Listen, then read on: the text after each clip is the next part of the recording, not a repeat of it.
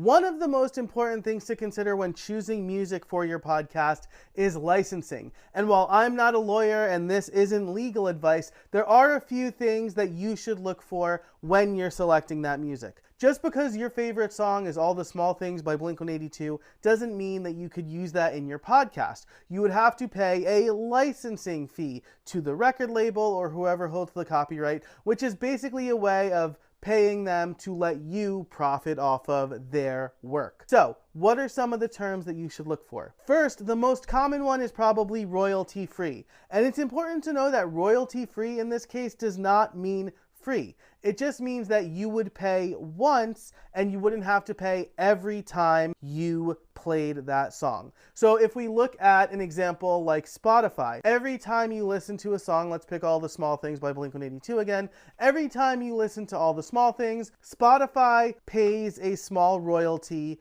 to Blink-182 and the record label so that they can allow you to play that song. And that's going to happen again every time the song gets played.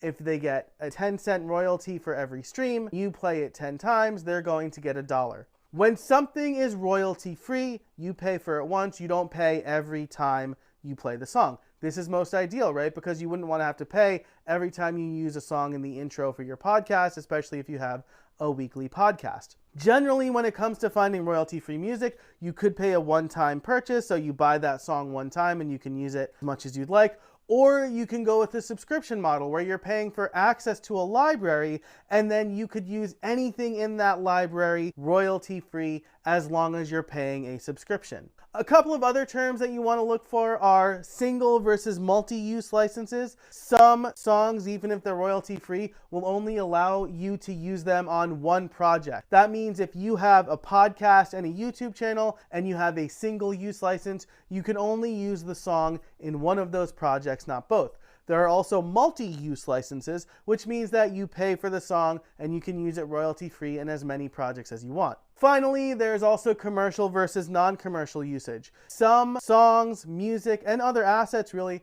will have a clause saying if you can or cannot use it for commercial use. So if you have a personal project that you're not profiting off of, then you could use the song in a non-commercial way. But if you are making money for your podcast or your podcast is an asset for your business, that's commercial use, and you want to make sure that the song that you're using or the music that you're using can be used commercially. So you want to definitely check out all of those things: royalty-free, one-time versus subscription purchase, single versus multi-use licensing, and commercial versus non-commercial usage.